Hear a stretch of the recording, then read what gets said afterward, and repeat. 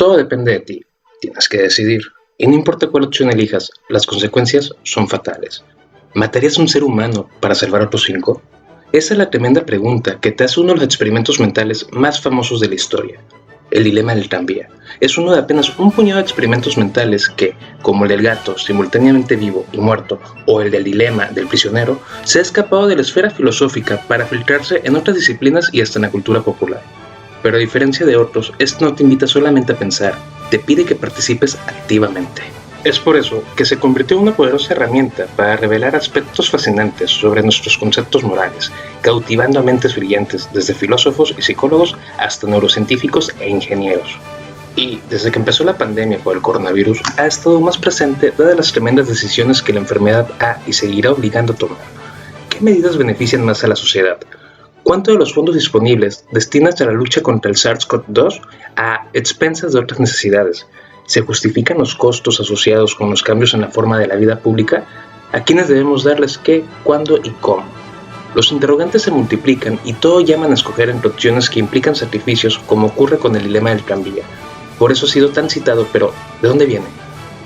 El ejercicio de imaginar situaciones en las que ninguna opción es buena para explorar cuál sería la mejor y reflexionar sobre ellos es de larguísima data, pero la versión moderna del dilema del tranvía se la debemos a la gran dama de la filosofía, Philippa Foot. En el artículo El problema del aborto y el principio del doble efecto, la filósofa británica imagina varios escenarios paralelos como una manera de arrojar luz sobre el asunto del aborto. Uno de esos escenarios quizás lo has visto en las películas de guerra, aquella situación en la que un piloto, a sabiendas de que está a punto de estrellarse, trata de volar hacia el área menos poblada. Pero Foot lo baja a la tierra. Para hacer el paralelo lo más cercano posible, es mejor suponer que se trata de un conductor de un tranvía desbocado que solo puede maniobrar de una vía estrecha a otra. 5 hombres están trabajando en una vía y un hombre en la otra. Quien esté en la vía en la que él entre morirá. Si tú estás conduciendo, ¿por cuál vía te vas? Si pensaste que la decisión que debe tomar el conductor es obvia, que la muerte de un ser humano es mejor que la de 5, eres cualquier cosa menos raro. Una vasta mayoría de la gente está de acuerdo contigo, pero no podemos olvidar que hay una minoría que no opina igual, pues sus razones nos sirven para reflexionar y ese es precisamente el objetivo de un experimento mental. Hay quienes no están de acuerdo con el sencillo cálculo de salvar 5 vidas siempre es mejor que salvar una. Señalan, por ejemplo, que la gente tiene el derecho de no ser asesinada y no podemos disponer de la vida de alguien por el bien común. Foot misma nos lleva a dudar de nuestra decisión, pidiéndonos que supongamos que la vida de los 6 individuos están en riesgo no por una tranvía, sino por una enfermedad. Supón que eres médico y estás a punto de salvar la vida a un paciente dándole una dosis masiva de medicina escasa. En ese momento llegan otros 5 pacientes y cada uno de ellos necesita solo el 20% de esa dosis para sobrevivir. Nos sentimos obligados a dejar morir a un hombre en lugar de muchos si esa es nuestra única opción, porque entonces nos sentimos que estamos justificando matar a una persona en interés de la investigación del cáncer o por obtener, digamos, sus órganos e injertárselos a quienes lo necesitan. Cuando tú desvías el tren para salvar a las 5 personas, tu intención no es matar a la que está en la otra vía. Si esa persona logra salvarse, sería una maravilla. Tú no estás sacrificando a una persona para salvar a 5, aunque al final ese sea el resultado e incluso si desde el principio fuera el más probable. La diferencia es más clara cuando consideras el caso hipotético conjurado en 1985 por la filósofa Judith Jarvis Thomson en respuesta al artículo de Foot, había publicado 18 años antes. El escenario es similar, un tranvía desbocado está por arrollar a 5 personas, solo que en este caso tú no eres el conductor, sino que estás parado en un puente encima de la carrilera y lo único que puedes hacer para salvarlas es empujar a un hombre gordo que está a tu lado. Su cuerpo es lo suficientemente grande como para hacer parar el tren, el tuyo no. ¿Qué harías? ¿Por qué y para qué? Uno de los aspectos que hacen al dilema del tranvía tan valioso es el hecho de que los resultados que arroja son tan claros y consistentes. Así como una vasta mayoría de nosotros optaríamos por desviar el tranvía en la primera opción, alrededor de la misma cantidad no empujaría al hombre gordo para detenerlo. Estamos hablando de porcentajes que han alcanzado hasta el 90% en ambos casos en decenas de estudios y sin variaciones importantes entre hombres y mujeres, ricos y pobres, viejos y jóvenes. Eso no ocurre muy a menudo. Pero, ¿de qué sirve si no es más que un problema inventado como casi un juego? Los experimentos mentales han sido esenciales en el discurso académico desde los antiguos griegos y romanos. Pues, aíslan los factores que quieres enfocar. Si tomas casos de la vida real, es difícil examinar y probar cuál factor es crucial. Los neurocientíficos, por su lado, incorporaron máquinas de imagen por resonancia magnética para vislumbrar lo que sucede en nuestros cerebros cuando se enfrentaban a diferentes escenarios en el dilema del tranvía y encontraron que cuando la disyuntiva es si desviar el tren con una palanca se activa, nuestra corteza prefrontal asocia como una deliberación fría y consciente, mientras que la decisión de no empujar al hombre gordo involucra áreas como la amígdala, asociada con una fuerte reactividad emocional. ¿Qué dice la ciencia? El ser humano nació para competir o colaborar. Juguemos un juego. Tú y yo somos atrapados por la policía y nos meten en cuartos aislados. Y nos dicen que puedas confesar o quedarte callado. Si ambos confiesan, cada quien tendrá una pena de 5 años en prisión. Pero si ambos se quedan callados, ambos salen libres. Pero si tú confiesas y yo me quedo callado, yo me voy 10 años a la cárcel. Y si yo confieso, pero tú te quedas callado, tú te vas 10 años a la cárcel. ¿Qué hacer? ¿Competir o colaborar? Si cada uno se comporta buscando su bienestar personal, la estrategia dominante será confesar independientemente de lo que haga el otro. Como ambos razonan del mismo modo, el resultado del juego será culpable-culpable, es decir, ambos a la cárcel. Este resultado es conocido como equilibrio de Nash, aquel punto donde nadie puede mejorar actuando en forma individual, dadas las estrategias del resto. Sin embargo, ambos prisioneros estarían mejor si conjuntamente no hubieran confesado, ya que habrían recibido libertad. Ese resultado es conocido como óptimo de Pareto, aquel punto donde nadie puede mejorar sin que empeore el resto. Vemos entonces que las acciones individuales de los jugadores llevan un equilibrio de Nash porque no coincide con el óptimo de Pareto. No vacunarse forma parte del top 10 de amenazas a la salud global según la Organización Mundial de la Salud en el 2019. La pandemia del COVID-19 ha orillado a algunos a entender que la única solución es una posible vacuna que evite que las personas se enfermen. No obstante, entre las personas hay una desconfianza para ponerse las vacunas en general, y ante una que ha sido desarrollada en poco tiempo, es probable que el número de personas que no se vacunen aumente.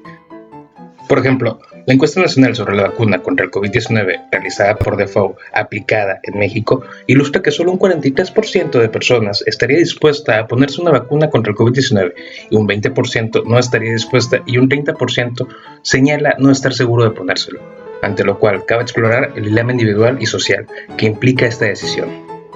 Para explorar la decisión de vacunarse contra el COVID-19, haremos uso de la teoría de juegos como herramienta de análisis, pues es útil para entender el comportamiento y la toma de decisiones de las personas para resolver un problema colectivo como lo es vacunarse.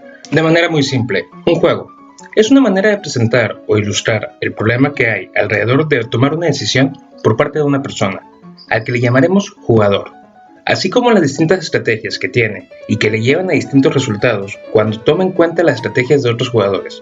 Si bien hay maneras muy complejas y artículos científicos muy extensos que modelan matemáticamente la decisión que toman las personas al vacunarse, así como una variedad de resultados que dependen de una serie de supuestos relacionados con las características que tienen un juego, tales como el hecho de que los jugadores decidan simultáneamente, que decidan después de que otros decidieron, de que la información que tienen, del nivel de cooperación que entre ellos tengan, entre otros.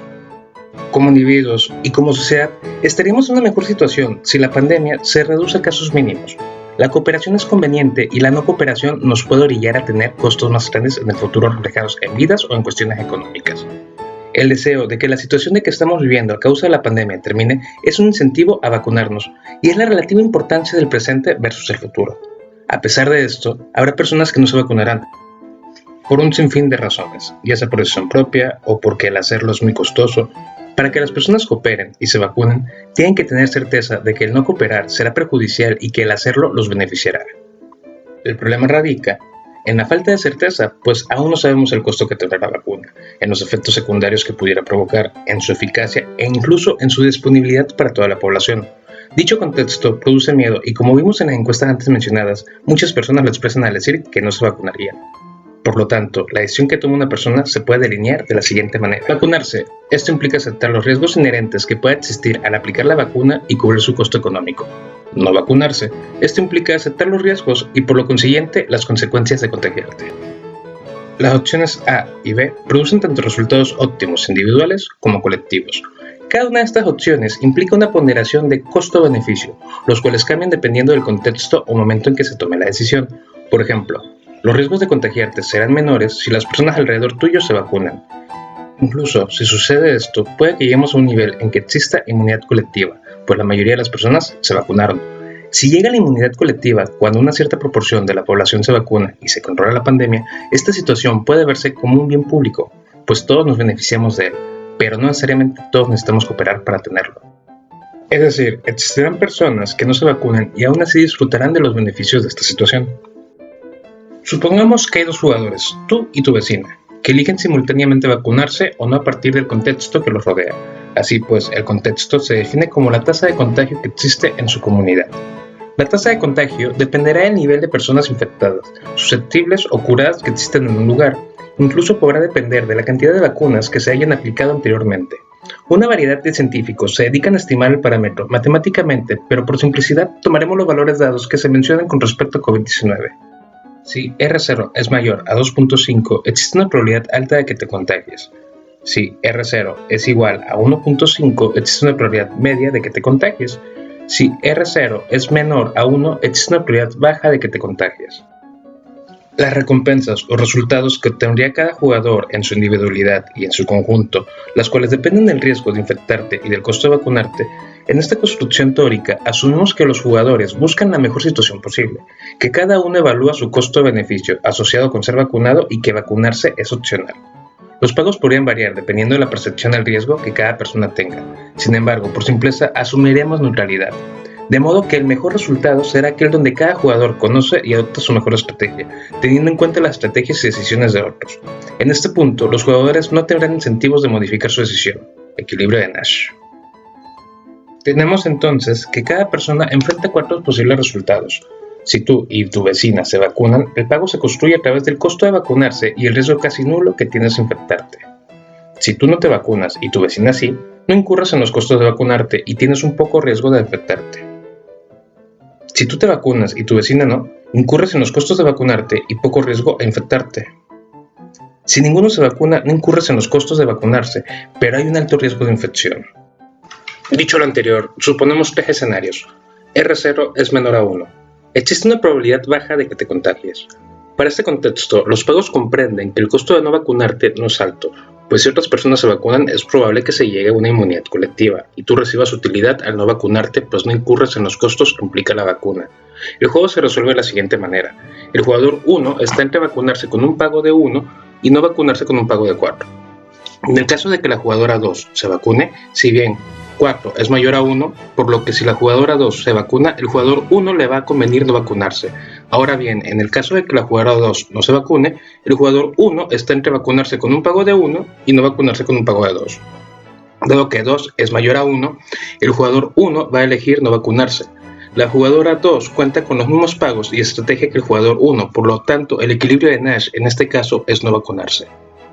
Este equilibrio surge porque estamos tomando en cuenta un contexto aquel en el que no hay una alta probabilidad de infectarse, menor a 1, por lo que la estrategia dominante será no vacunarte. A este juego se le conoce como Hard Money. R0 es igual a 1.5, existe una probabilidad media de que te contagies. En este caso, hay un costo mayor en no vacunarte, puesto que hay aproximadamente un 50% de probabilidad a que te contagies, de modo que el jugador se resuelve de la siguiente manera. El jugador 1 está entre vacunarse con un pago de 2 y no vacunarse con un pago de 3. Si es que su vecina se vacuna, dado que 3 es mayor a 2, elige no vacunarse. Si su vecina no se vacuna, el jugador está entre vacunarse con un pago de 1 y no vacunarse con un pago de menos 1. Por lo tanto, si 1 es mayor a menos 1, el jugador elegirá vacunarse. En este escenario no hay una estrategia dominante, todo depende de lo que la otra jugadora haga, y el equilibrio de Nash será no vacunarte cuando el otro se vacuna y vacunarte cuando el otro no se vacuna. A este juego se le conoce como el juego de la gallina. R0 es mayor a 2.5, existe una probabilidad alta de que te contagies. Ahora bien, pasemos al escenario donde hay una alta probabilidad de contagiarte y el costo de no vacunarte es muy alto. Considero pues que dado lo visto en los últimos meses, este escenario explica de manera más certera la realidad. El juego se resuelve de la siguiente manera. El jugador 1 está entre vacunarse con un pago de 2 y no vacunarse con un pago de 0. Cuando la jugadora 2 se vacuna, dado que 2 es mayor a 0, el jugador 1 elegirá vacunarse. Cuando la jugadora 2 no se vacuna, el jugador 1 está entre vacunarse con un pago de 1 y no vacunarse con un pago de menos 5. Si 1 es mayor a menos 5, en este juego, vacunarse siempre será una estrategia dominante y el equilibrio de Nash es que ambos jugadores se vacunen. En este caso, el costo individual de no vacunarte es muy alto porque el contexto que condiciona tu probabilidad de contagiarte está presente. Si no hubiera un castigo tan alto a no vacunarte, estaríamos en un juego de dilema del prisionero. Sin embargo, el miedo es un incentivo a un equilibrio cooperativo. Ahora bien, este miedo o castigo no solo depende de lo que la realidad nos diga, cómo es la tasa de contagio, sino cómo las personas interpretan tanto la probabilidad del contagio, así como la eficacia o seguridad de la vacuna. También dependerá de nuestras características. Si somos personas mayores o que trabajan en hospitales y clínicas, es probable que nuestros incentivos a vacunarnos sean mayores, en comparación de alguien que, porque es joven, puede creer que ante un contagio no le va a pasar nada. Como se mencionó al principio, hay muchos supuestos para modelar distintos resultados. No obstante, este ejercicio es una representación simple del comportamiento e interacción que existe entre las personas y los equilibrios.